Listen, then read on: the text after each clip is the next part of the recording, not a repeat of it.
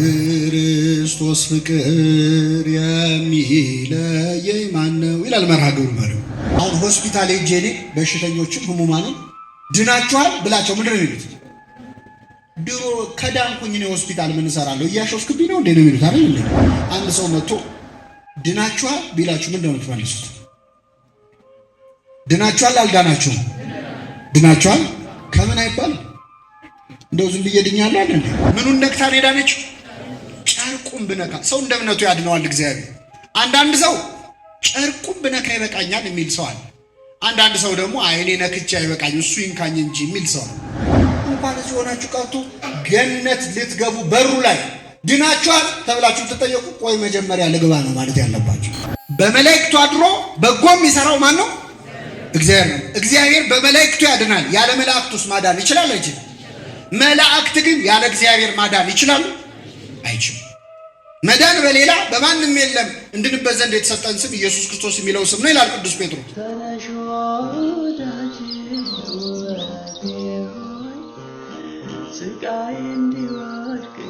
ዱ አምላክ አሜን። እናማት በስመ አብ ወወልድ ወመንፈስ ቅዱስ አሃዱ አምላክ አሜን። በስመ አብ ወወልድ ወመንፈስ ቅዱስ አሃዱ አምላክ አሜን። ብፁዕ አባታችን አቡነ እንጦንስ የምዕራብ ሐረርጌ ሀገረ ስብከት ሊቀ ጳጳስና የቅዱስ ሲኖዶስ አባል፣ ክቡራን አበው መነኮሳት፣ ምዕመናን፣ ምዕመናት በእግዚአብሔር ሰላምታ እንደምን ዋላችሁ? እንደምን ቆያችሁ? አሜን። ምሕረቱን ቸርነቱን አብዝቶ በእድሜያችን ላይ የዛሬዋን ዕለት ይህችን ሰዓት ጨምሮ በቸርነቱ ቅዱስ ቃሉን እንድንሰማ ስሙን እየጠራን እንድናመሰግነው በቤቱ የሰበሰበን የአባቶቻችን አምላክ ልዑለ ባሕርይ እግዚአብሔር ስሙ የተመሰገነ ይሁን። እግዚአብሔር አምላካችን በቀሪው ሰዓት ከመካከላችን እንዲሆንልን፣ እንዲያስተምረን፣ እንዲመክረን፣ ምስጢሩን ጥበቡን እንዲገልጥልን የእርሱ ቅዱስ ፈቃድ ይሁንልን። በሚኖረን ጊዜ በመዝሙረ ዳዊት መዝሙር 34 ከቁጥር 7 ላይ ተጽፎ በሚገኝ ኃይለ ቃል እንማራለን። የትምህርታችን ርዕስ የሚሆነው የእግዚአብሔር መልአክ በሚፈሩት ሰዎች ዙሪያ ይሰፍራል ያድናቸውማል የሚል ይሆናል። ቃሉን አብረን እንላለን። የእግዚአብሔር መልአክ በሉ እስኪ በሚፈሩት ሰዎች ዙሪያ ይሰፍራል ያድናቸውማል። በዚህ ቃል መነሻነት እንማራለን። ነቢየ እግዚአብሔር ዳዊት በተናገረው በ33ኛው መዝሙሩ መዝሙር 33 ቁጥር 7 ላይ ባለው ኃይለ ቃል ተነስተን እንማራለን። እግዚአብሔር አምላካችን በቸርነቱ እንዲያስተምረን ቅዱስ ፈቃድ ይሁንልን። የእግዚአብሔር መልአክ በሚፈሩት ሰዎች ዙሪያ ምን ይላል? ምን ይላቸዋል? ያድናቸዋል አለ ነቢየ እግዚአብሔር ዳዊት። ቅዱሳን መላእክትን ቤተክርስቲያናችን ታከብራቸዋለች። የምታከብራቸው ግን መላእክት ስለሆኑ አይደለም። ነቢየ እግዚአብሔር ዳዊት የማን መልአክ ነው ያለው? የማን መልአክ? ሚካኤልን፣ ገብርኤልን፣ ሌሎቹንም አእላፋት መላእክት 24ቱን ካህናተ ሰማይ ኪሩቤልን፣ ሱራፌልን እናከብራቸዋለን። የምናከብራቸው ግን መላእክት ስለሆኑ ሳይሆን የማን መላእክት ስለሆኑ? መላእክት ሆነው የእግዚአብሔር ያልሆኑ መላእክት አሉ የሉ? ሰይጣንና ሰራዊቱ አሉ። እናንተ ርጉማን ከኔ ወግዱ ለሰይጣንና ለመልእክተኞች ወደ ተዘጋጀ ወደ ዘላለም እሳት ሂዱ ይላል የማቴዎስ ወንጌል ምዕራፍ 25 ላይ ክርስቶስ በዕለተ ምጽአት ምን እንደሚናገር መጥቶ ምን እንደሚፈርድ ሲናገር ያን ቃል ከመስማት እግዚአብሔር ይሰውረን። ለሰይጣንና ለምኑ አለ? ለመላእክቱ። አጋንንትም መላእክት ናቸው በተፈጥሯቸው።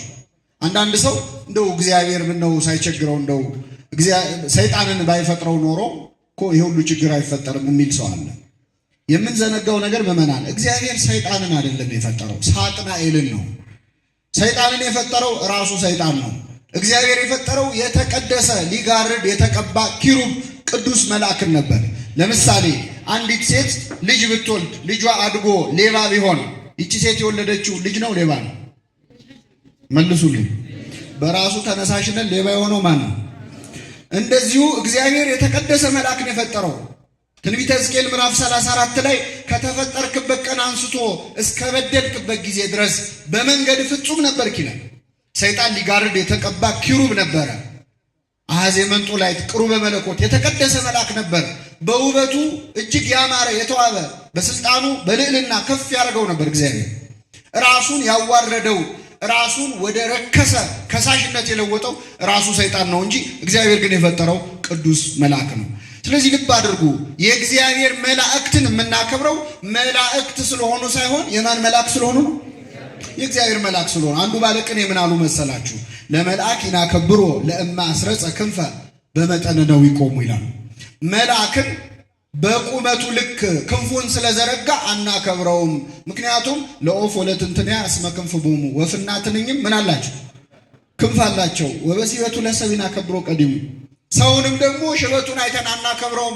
ምክንያቱም እንጨትና ድንጋይም ትንሽ ሲቆዩ ምን ያወጣሉ? እንዳትባባሉ ደግሞ እንደዛ። ስለዚህ ቅዱሳን መላእክትን የምናከብራቸው መላእክት ስለሆኑ ሳይሆን የማን መላእክት ስለሆኑ ነው? የእግዚአብሔር መላእክት ብቻ አይደሉም። ልብ አድርጉ፣ የእኛም መላእክት ናቸው ቅዱሳን መላእክት። እነ ሚካኤል እነ ገብርኤል የእግዚአብሔር መልአክ ናቸው፣ የጌታ መልአክ ናቸው፣ ግን ደግሞ የእኛም መላእክት ናቸው። በማቴዎስ ወንጌል ምዕራፍ 18 ቁጥር 18 ላይ ከነዚህ ከታናናሾቹ አንዱን እንዳትንቁ ተጠንቀቁ፣ መላእክቶቻቸው በሰማያት ያለውን የአባቴን ፊት ያያሉና ይላሉ። ምኖቻቸው?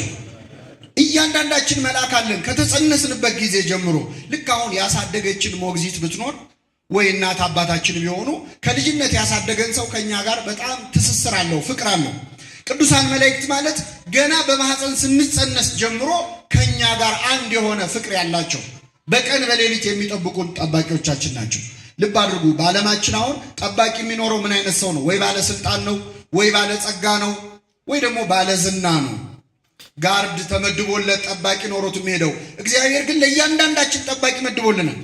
ኃጥእ ሆንክ ጻድቅ ሆንክ፣ ምዕመን ሆንክ መናፍቅ ሆንክ፣ ልብ አድርጉ፣ ደሃ ሆንክ ባለጸጋ ሆንክ፣ እግዚአብሔር በቀን በሌሊት በቅዱሳን መላእክት ያስጠብቀናል። ስሙ የተመሰገነ ይሁን።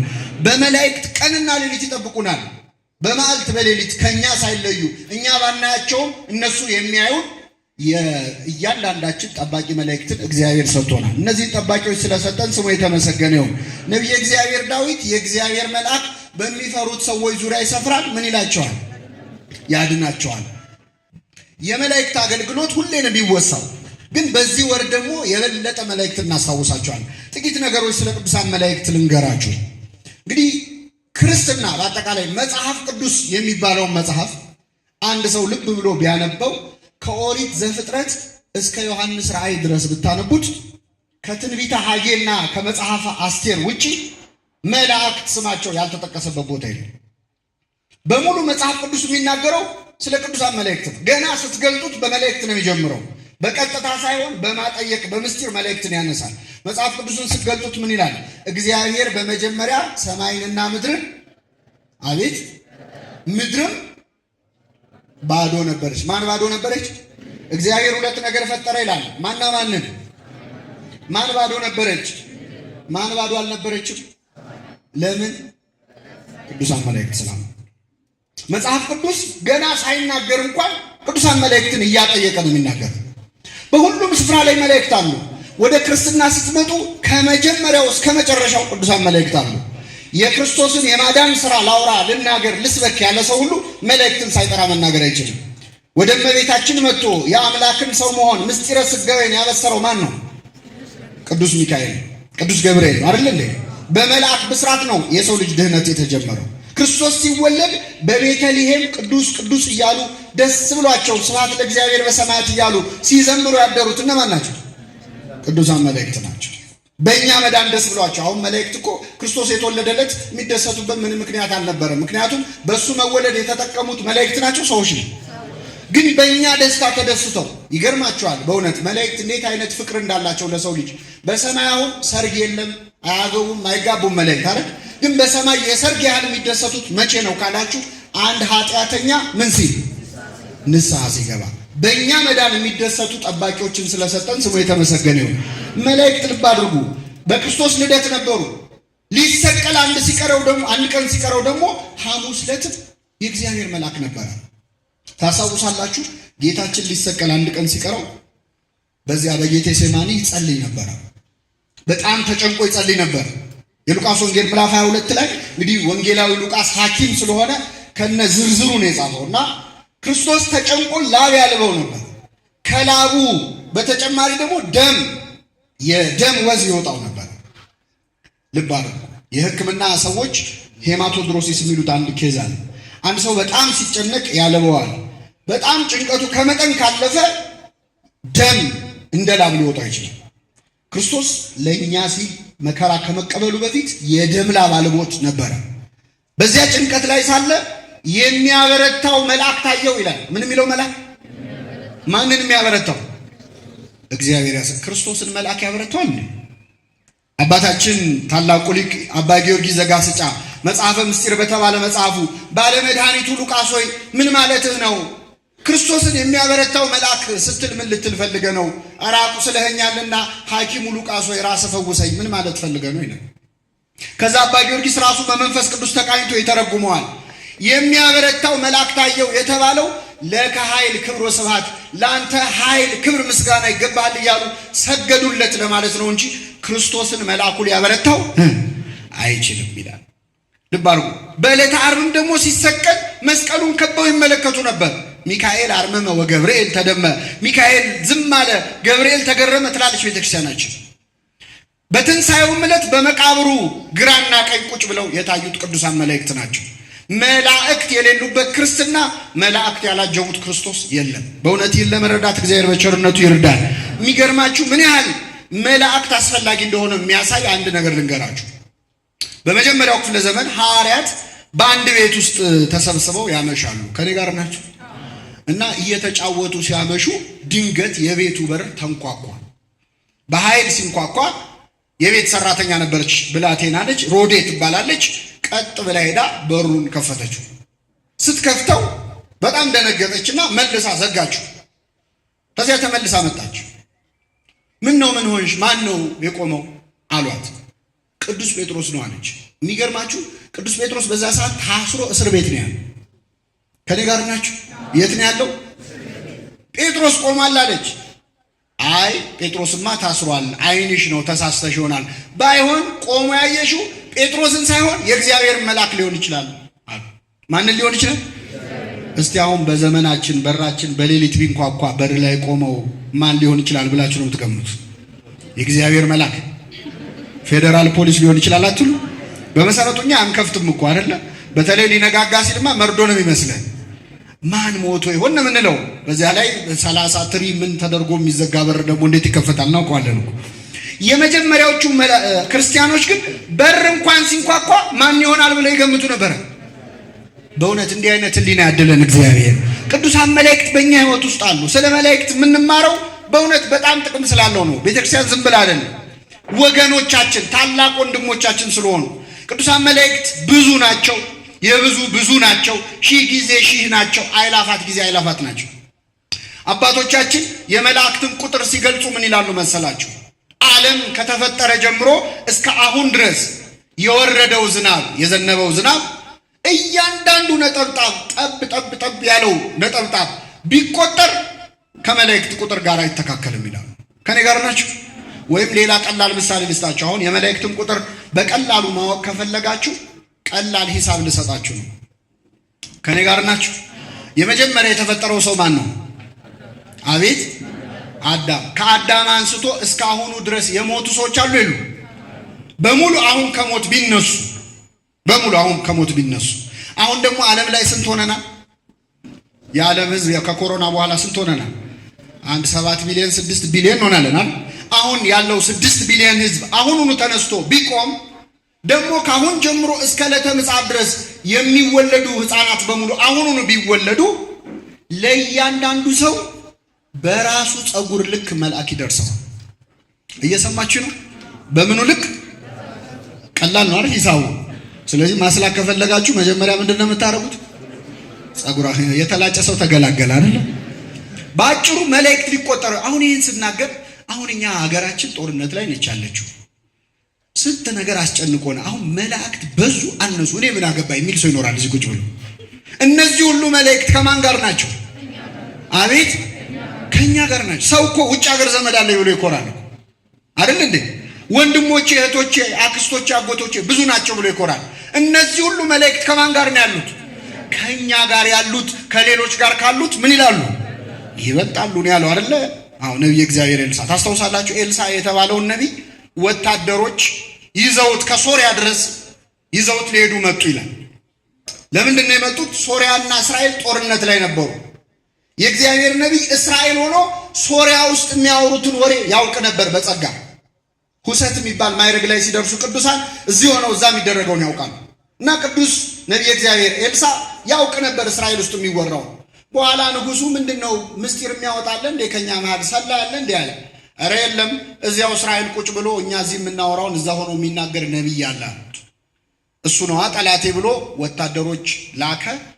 አስረው ሊያመጡት ኤልሳ ያለበትን ተራራ ከበውት አደሩ ይላል። የኤልሳ አገልጋይ ገያዝ ይባላል። በሌሊት ሲነሳ ዙሪያቸውን በወታደር ተከበው ደነገጠና ኧረ ጌታዬ አለ። ነቢዩን ኤልሳ አንቀሰቀሰው። ዙሪያችንን ተከበናል፣ ብንሸሽ ይሻላል አለው። አይዞህ ከኛ ጋር ያሉት ከነርሱ ጋር ካሉት ይበልጣሉ። አዎ ግን ብንሸሽ ጥሩ ነው አለ። አሁን አርገውና እዚህ አዳራሽ ቢከበብ በሆነ ሰዎች ከኛ ጋር ያሉት ይበልጣሉ፣ አይዟችሁ ቁጭ በሉ ብል ትቀመጣለህ? አቤት እኔም ካልኩ ነው በመሰረቱ እኔ አኩፋዳሽ ምናምን ብለው አንጥተው ነው እንጂ እማቀው ነገር የለም ብዬ ሌላ ችግር ውስጥ ነው የምንገባው። ከአቅማችን በላይ ከመፈተን ይሰውረን። የሚገርማችሁ እኔ ያደኩበት ቤተክርስቲያን ሚካኤል ከርቸሌ ሚካኤል ይባላልና አንድ ጊዜ ጉባኤ እየተደረገ አንድ ሰው ይዘምራል። የዛሬ 20 ዓመት ምናምን ይሆናል እና ከክርስቶስ ፍቅር የሚለየኝ ማን ነው ይላል መርሃ ግብር መሪው። በአጋጣሚ ቦታው ወህኒ ቤት ነውና ድንገት ተኩስ ተነሳ።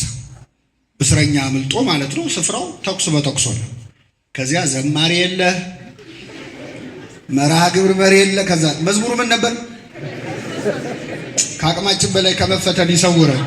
ከኛ ጋር ያሉት ከነርሱ ጋር ካሉት ምን ይላሉ? አዎ ይበልጣሉ፣ ግን አናያቸውም። እግዚአብሔር ያሳያቸው። አሁን እዚህ አዳራሽ ውስጥ ቁጭ ብለን ዙሪያችን ያሉትን መላእክት ለቅጽበት ብናያቸው በዘበኛም ከዚህ ቤተክርስቲያን አንወጣም እኮ።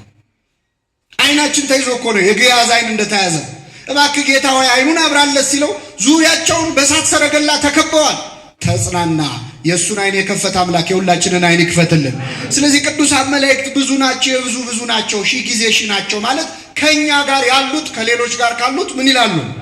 ይበልጣሉ ማለት ነው። በእውነት ይህን በልቡናችን ይጻፍልን እግዚአብሔር። ሌላው መላእክት ፈጣኖች ናቸው፣ ይደርሳሉ። ቅዱሳን መላእክት ፈጥነው የሚደርሱ ረቂቃን ናቸው። አባቶቻችን ማዕረገ ርቀትን ሲያስተምሩ ከእሳትና ከነፋስ ነፋስ ይረቃል ይላሉ። ከነፋስ ነፍስ ትረቃለች፣ ከነፍስ መላእክት ይረቃሉ፣ ከመላእክት ህሊና መላእክት የመላእክት ሐሳባቸው ይረቃል፣ ከመላእክት ሐሳብ እግዚአብሔር ይረቃል ይላሉ። ረቂቅም ረቂቃን እግዚአብሔር። ቅዱሳን መላእክት ረቂቃን ናቸው፣ አይጨበጡም። እንደውም ርቀታቸው በጣም የሚገርማችሁ ለምሳሌ ሚካኤልና ገብርኤል። አሁን እኔ ከሆነ ሰው ጋር መንገድ ላይ ብንገናኝ መንገድ ለማለፍ ከፈለግን አሳልፈኝ ነው አይደል ምንባባለው። ሚካኤልና ገብርኤል ግን ጠባብ መንገድ ላይ ቢገናኙ ሚካኤል ገብርኤልን አሳልፈኝ አይለው። ወሐለፈ መልአክ በውስተ መልአክ ይላል። መልአኩም በመልአኩ ውስጥ አለፈ ይላል። በዚህ ደረጃ ረቂቃን ናቸው ቅዱሳን መላእክት። ፈጥነው ደግሞ ይደርሳሉ ለሁሉም። ፍጥነታቸው የኛን ሐሳብ ያህል ነው ይላሉ አባቶቻችን። ለምሳሌ ወደዚህ ጉባኤ ከቤታችሁ እዚህ ቤተክርስቲያን ድረስ ስትመጡ በመኪናም በእግርም ብትመጡ ከቤት እዚህ ድረስ ያለውን መንገድ አቋርጣችሁ ነው አይደል የመጣችሁ? ነው አይደለም? እስቲ አሁን ወደ ቤት ተመለሱ በሐሳባችሁ ውስጥ አንድ ጊዜ። ወይስ ሄዳችኋል ቀድማችሁ? በሐሳብ ተመለሱ ብል በመኪና ነው በእግር ነው የምትሄዱት? በሐሳብ ሂዱ ቢባል በዚህ ጋር ወጣችሁ ውጪ ታክሲ ይዛችሁ ነው የምትሄዱት? በአንዴ ቤት መመለስ ይቻላል አይቻልም? ኧረ እውነት ለመነጋገር በሐሳቡ አውሮፓና አሜሪካ ደርሶ ያልመጣ ሰው አለ? የለ። ቪዛ የለ፣ ፓስፖርት የለ፣ ክትባት የለ፣ ደርሰህ ትመጣለህ እኮ። እግዚአብሔር በሐሳባችን በቅጽበት ደርሰን መምጣት እንችላለን። የመላእክት ፍጥነት ማለት የኛ ሐሳብ ያህል ነው። ቅዱስ ሚካኤል ፈጥኖ ቅዱስ ገብርኤል ፈጥኖ ለሁላችን ይድረስልን።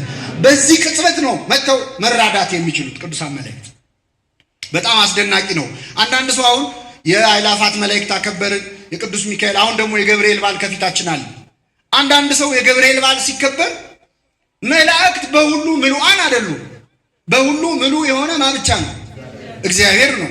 ታዲያ በሁሉ ካልመሉ እዚህም ጋር የገብርኤል በዓል ሲከበር ገብርኤል አማልደኝ ይላል አንዱ፣ ቁልቢም ያለው ገብርኤል አማልደኝ ይላል። ቅዱስ ገብርኤል የት ነው የሚሄደው ብለው የሚጨንቃቸው ሰዎች እዚህም አላችሁ መሰለኝ።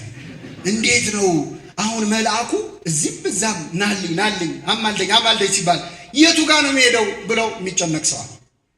በጣም የሚደንቃችሁ አሁን እዚህ የምንማረውን ትምህርት የምታዩቸው ካሜራዎች እየቀረጹ ነው።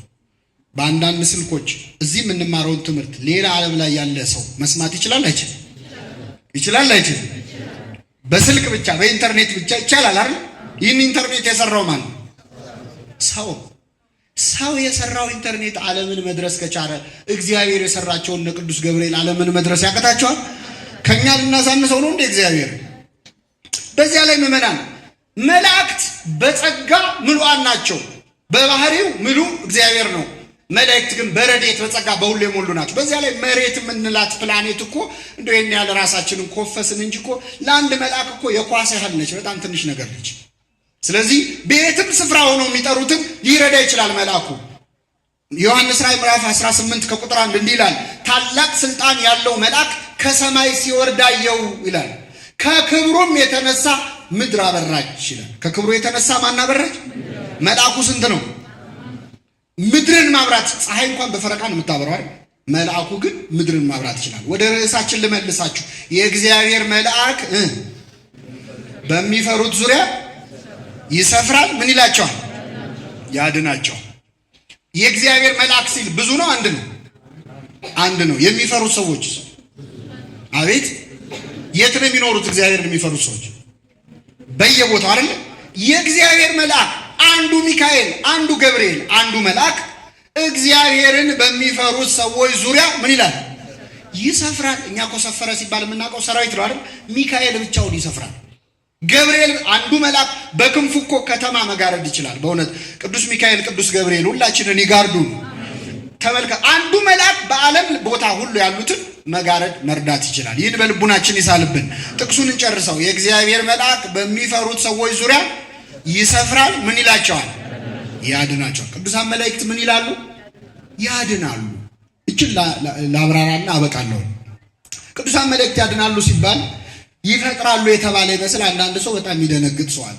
ቅዱሳን መላእክት ግን ማዳናቸውን መጽሐፍ ቅዱስ በግልጽ ይናገራል። አሁን የጠቀስነው መዝሙረ ዳዊት መዝሙር 33 ላይ የእግዚአብሔር መልአክ በሚፈሩት ሰዎች ዙሪያ ይሰፍራል። ምን ይላቸዋል? ያዕቆብ ደግሞ በኦሪት ዘፍጥረት ምዕራፍ 48 ላይ የልጅ ልጆቹን ሲባርክ መስቀለኛ አድርጎ እጁን አደረገና ከልጅነቴ ጀምሮ የጠበቀኝ እግዚአብሔር ከክፉም ነገር ያዳነኝ መልአክ እነዚህን ሕፃናት ይባርካል። ከክፉ ነገር ምን ያለ ያዳን። ቅዱሳን መላእክት ከክፉ ነገር ምን ይላሉ? ሁላችንን ያድኑን። ግን ማዳንን በጣም ባጭሩ ልንገራቸው። አሁን ለምሳሌ ከዚህ ጉባኤ ስትወጡ አንድ ሰው መጥቶ ድናችኋል ቢላችሁ ምን ነው የምትመልሱት? ድናችኋል አልዳናችሁም? ድናችኋል ከምን አይባል እንደው ዝም ብዬ ድኛለሁ አይደል እንዴ? አሁን እዚህ በመቀመጣችሁ ውጪ ካለው ፀሐይ ድናችኋል አልዳናችሁም? አሁን ሆስፒታል ሄጄ እኔ በሽተኞችም ህሙማንም ድናችኋል ብላቸው ምንድን ነው የሚሉት? ድሮ ከዳንኩኝ እኔ ሆስፒታል ምን እሰራለሁ እያሾፍክብኝ ነው እንዴ ነው የሚሉት አይደል እንዴ? መዳን እንደየ ሁኔታው ነው። መጽሐፍ ቅዱስ አንድን ሰው ዳነ ዳነች ካለ በሶስት ነገሮች ነው ዳነ እያለ ያለ። በስንት ነገሮች? የመጀመሪያው ምዕመናን አንድ ሰው ዳነ የሚባለው ክርስቶስ በመስቀል ላይ ባዳነን ማዳን ነው። በዚህ መዳን ድነናል አልዳንም? ድነናል። እሱን ብቻ እኛም ብቻ አይደለም ያዳነው ዓለምን ሁሉ ነው። በዚህ የተነሳ ስንጠራው መድኃኔ የዓለም መድኃኒት ነው። በዚህ መዳን ያልዳነ ሰው የለም። ያላመነ ሊኖር ይችላል። ፀሐይ ትወጣለች የማይሞቃት አለ አይደል? ክርስቶስ ሁሉን አድኗል የማያምንበት አለ። ግን ያዳነው ማንን ነው? ዓለምን ሁሉ ነው። በዚህ መዳን ድናችኋል አልዳናችሁም? ከምንድን ያዳነን ክርስቶስ? በአዳም ላይ ከተፈረደው ፍርድ መርገም፣ በርደተ መቃብር ላይ ርደተ ሲኦል፣ በሞተ ሥጋ ላይ ሞተ ነፍስ ተፈርዶብን ነበር። ከዛ ፍርድ በመስቀል ላይ ሥጋውን ቆርሶ ደሙን አፍሶ ሁላችንን ምን ብሎናል? አድኖናል። ስለዚህ አንድ ሰው ድነሃል ሲላችሁ በመስቀል ላይ የተደረገውን ከሆነ አዎ ድኛለሁ፣ ከምን ካልከኝ ከቀደመው መርገምና ፍዳ ድኛለሁ ልላል።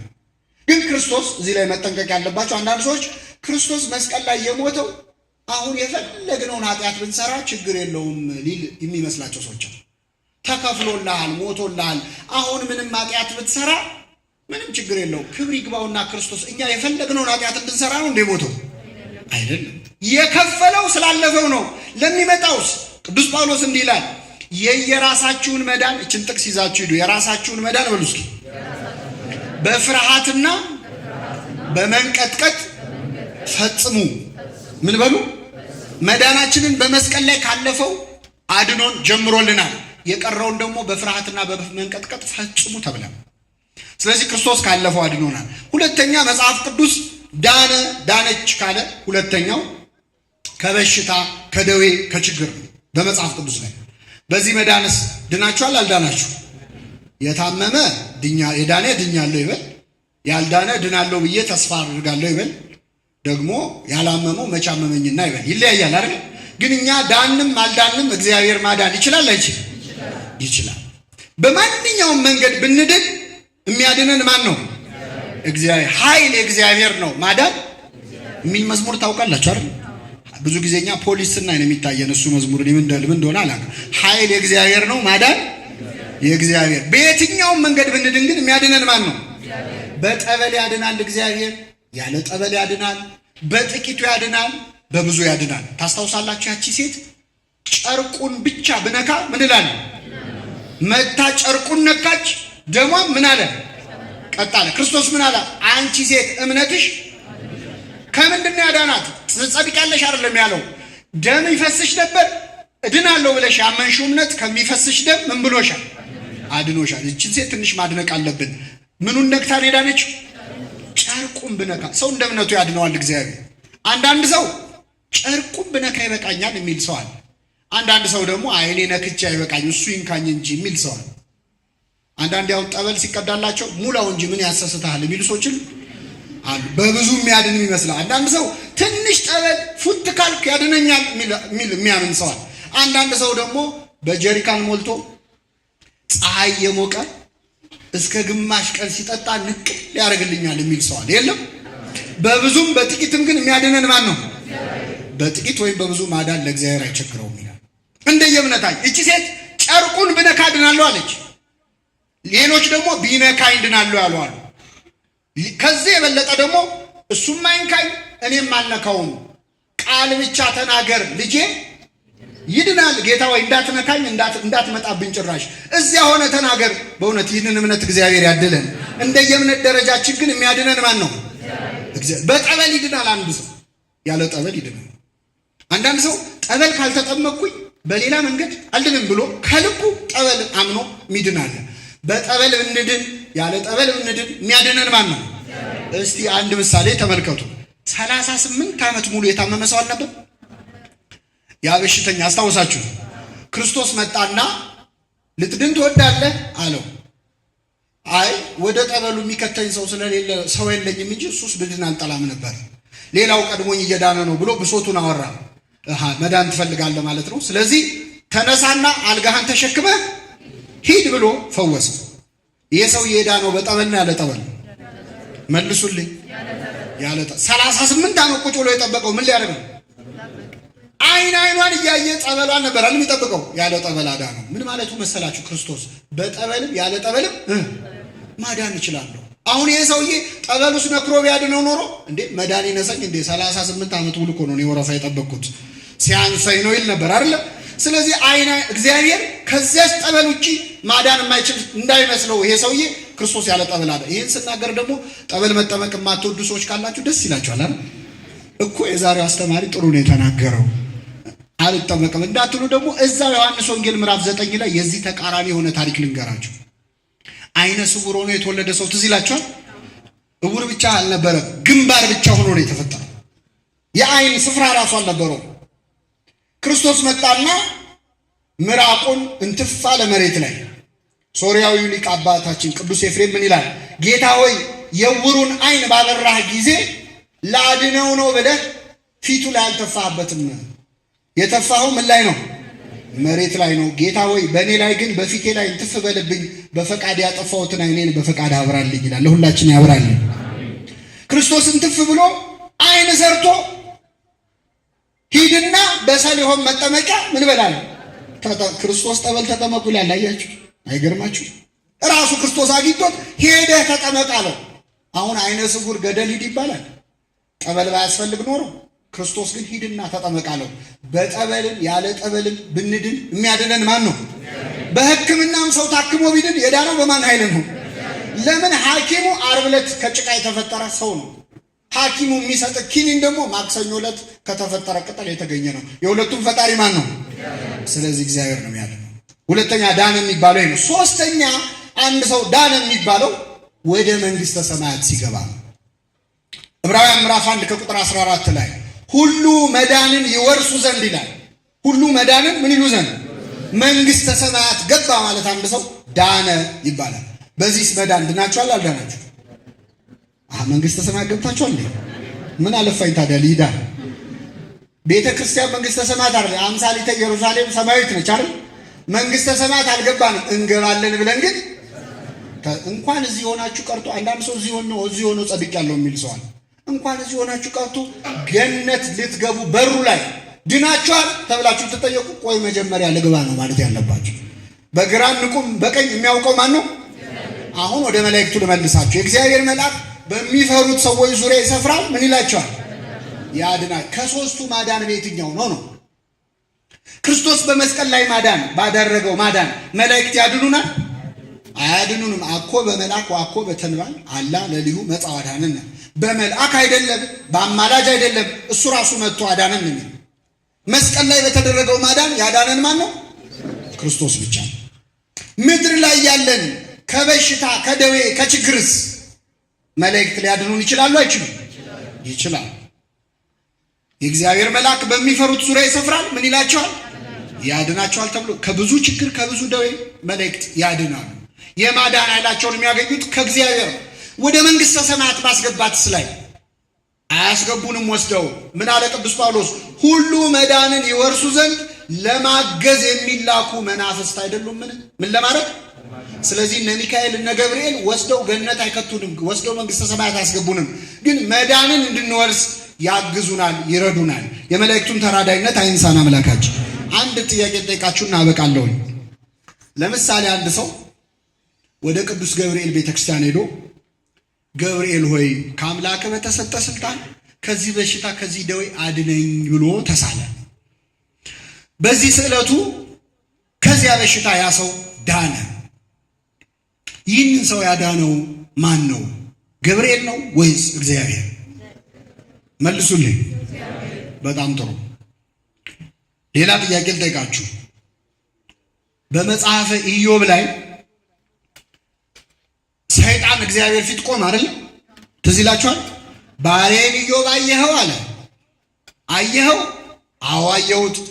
እሱማ መልካም የሆነው እኮ መልካም ስላደረክልን ነው። ሀብት ሰጥተዋል፣ ልጆች ሰጥተዋል፣ ሁሉ የሞላለት ነው።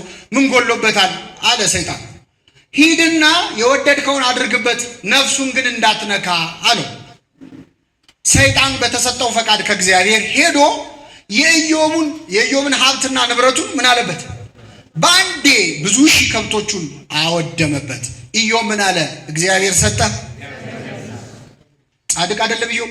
እኛው ሞባይላችን ቢጠፋ እግዚአብሔር ሰጠ እግዚአብሔር ነሳ እንላለን። እንደው ጊዮርጊስ ጉባኤ ሄጄ ምን ነው ምን አረኩ ነው የምንለው አይደል? ኢዮብ ግን ያ ሁሉ ሀብት ጠፍቶ እግዚአብሔር ሰጠ እግዚአብሔር ነሳል። በአንድ ጊዜ ደግሞ 10 ልጆቹ ሞቱበት። ስንት ልጅ? እግዚአብሔር ያሳያል። እንዳይጽናና እንኳን በአንድ ቀን 10 ልጅ ሞቱበት። እግዚአብሔር ሰጠ እግዚአብሔር ነሳ። ከራስ ፀጉሩ እስከ እግር ጥፍሩ በደዌ ተመታ። ብሄሞትን ሌዋታንም መስሎ ታየው፣ ፈራና አጥንቱ ከስጋው ጋር ተላቀቀ። ይህን ጊዜ ታመመ። ግን እግዚአብሔር ሰጠ። አሁን ልጠይቃችሁ፣ ኢዮብ ላይ መከራ ያወረደው ማን ነው? ሰይጣን ነው ወይስ እግዚአብሔር?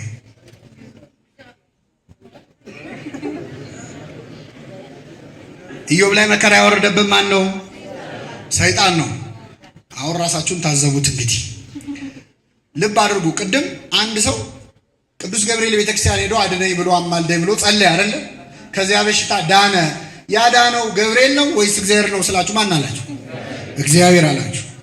ኢዮብ ላይ መከራ ያወረደው ማን ነው? እግዚአብሔር ነው ወይስ ሰይጣን ነው ስላችሁ ማን አላችሁ? ሰይጣን አላችሁ። ለሰይጣን ኢዮብ ላይ ክፉ እንዲያደርግ ለገብርኤል መጥቶ እንዲያድን ፈቃድ ሰጪው ማን ነው? ማን ነው? እግዚአብሔር። ኢዮብ ላይ መጥቶ መከራ ያወረደው ማን ነው ስላችሁ ማን አላችሁ? ሰይጣን ካላችሁ ይህም በሽተኛ መጥቶ ያዳነው ማን ነው ሲባል ገብርኤል ለማለት መቸገር የለበትም። ቅዱስ ገብርኤል ስሙ እንዲጠራ ሰይጣን አይሆንም መቼስ። በመላእክቱ አድሮ በጎ የሚሰራው ማን ነው? እግዚአብሔር ነው። እግዚአብሔር በመላእክቱ ያድናል። ያለ መላእክቱስ ማዳን ይችላል አይችልም? መላእክት ግን ያለ እግዚአብሔር ማዳን ይችላሉ? አይችልም። መዳን በሌላ በማንም የለም እንድንበት ዘንድ የተሰጠን ስም ኢየሱስ ክርስቶስ የሚለው ስም ነው ይላል ቅዱስ ጴጥሮስ። አንዳንድ ሰዎች ለመላእክት አለማዳን ይጠቅሱታል። ግን ገብርኤልን ራሱ አግኝታችሁ ብትጠይቁት መዳን በሌላ በማንም የለም፣ እኔ የምማልነው በማን ስም ነው የሚለው? በእግዚአብሔር ስም ነው። የሰማነውን በልቡናችን ያሳድርብን።